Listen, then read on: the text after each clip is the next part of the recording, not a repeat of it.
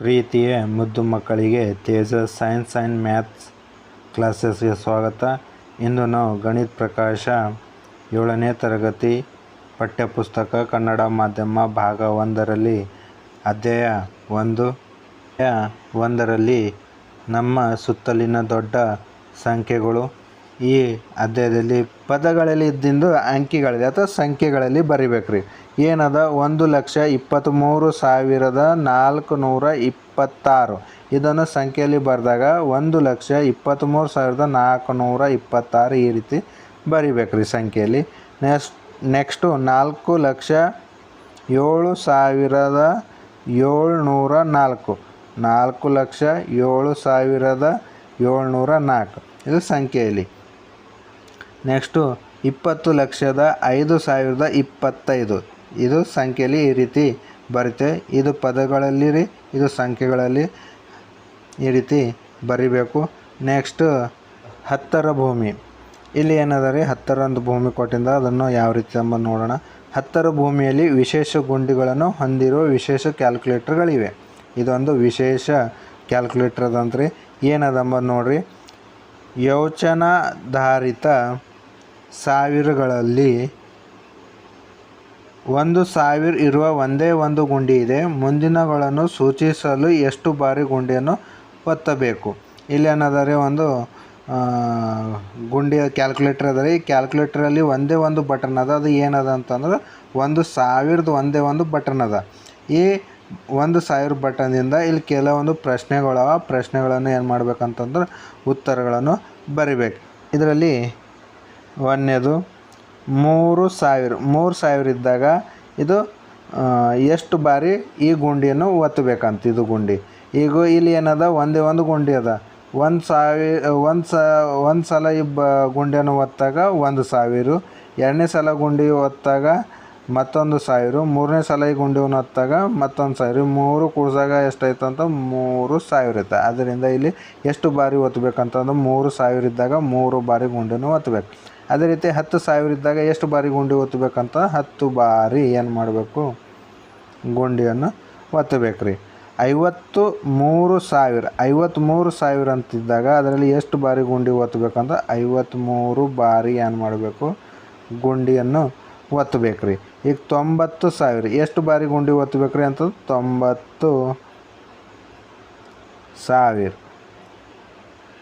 ಬಾರಿ ಏನು ಮಾಡಬೇಕು, ಗುಂಡಿಯನ್ನು ಒತ್ತಬೇಕು. 1,00,000ದಾಗ ಎಷ್ಟು ಬಾರಿ ಗುಂಡಿ ಒತ್ತಬೇಕಂತಂದ್ರೆ 100 ಬಾರಿ ಏನು ಮಾಡಬೇಕು, ಗುಂಡಿ ಒತ್ತಬೇಕು. ಇಲ್ಲಿ ಡ್ಯಾಸು 153 ಬಾರಿ ಅಂತಂದ್ರೆ ಇದು 153ಕ್ಕೆ ನಾವು ಈ 3 ಗುಣಾಕಾರ ಮಾಡಿದೆ ಅಂತಂದ್ರೆ 1,53,000 ಇದು ಎಷ್ಟು 153 ಬಾರಿ ಗುಂಡಿಯನ್ನು ಒತ್ತಾಗ ಎಷ್ಟು ಬರ್ತದೆ ಅಂತಂದ್ರೆ 1,53,000 ಆಗುತ್ತದೆ. ಇಲ್ಲಿ ಏನೋ 1,00,000 ಆಗಲು ಎಷ್ಟು ಸಾವಿರಗಳು ಬೇಕು. ಇಲ್ಲಿ 1,00,000 ಅಂತಂದ್ರೆ ಎಷ್ಟು ಬರ್ದಿರಿ, 100 ಬಾರಿ ಅಂತ ಬರ್ದಿಲ್ಲ. ಅದರಿಂದ 1,00,000 ಆಗಲು ಎಷ್ಟು ಸಾವಿರಗಳು ಬೇಕಂತಂದ್ರೆ 100,000ಗಳು ಬೇಕು. 100,000ಗಳು ಬೇಕು ಅಂತ ನೀವು ಉತ್ತರವನ್ನು ಬರಿತೀರ. ನೆಕ್ಸ್ಟು ಮತ್ತೊಂದು ಇದರಲ್ಲಿ ಏನದಂತ ನೋಡೋಣ.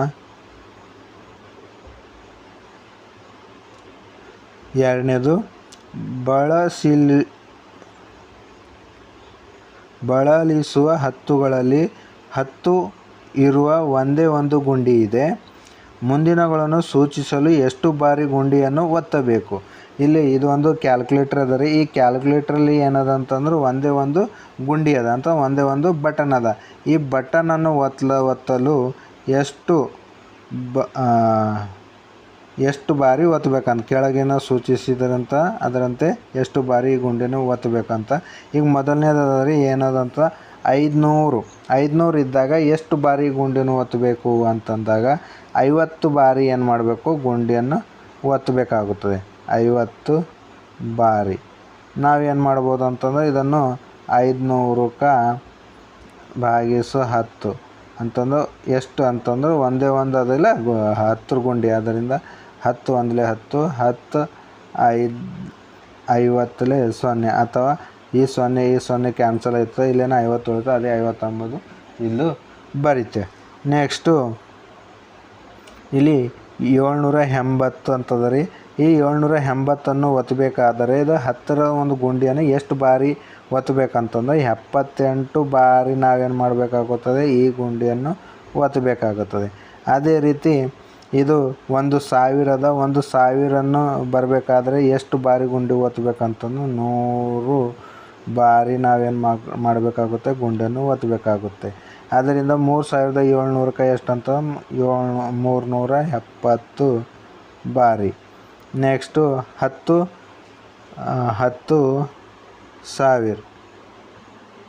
10,000 ಎಷ್ಟು 1000 ಬಾರಿ ಆ 10ರ ಗುಂಡಿಯನ್ನು 10ರ ಬಟನನ್ನು ಒತ್ತಬೇಕು.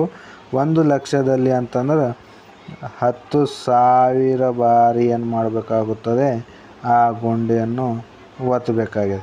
ಈಗ 435 ಬಾರಿ ಅಂತಂದಾಗ ಇಲ್ಲಿ ಎಷ್ಟು ಅಂತಂತಂದ್ರೆ 4,350 ಅದಕ್ಕೆ 435 ಬಾರಿ ಏನು ಮಾಡಬೇಕು, ಗುಂಡಿಯನ್ನು ಒತ್ತಬೇಕು.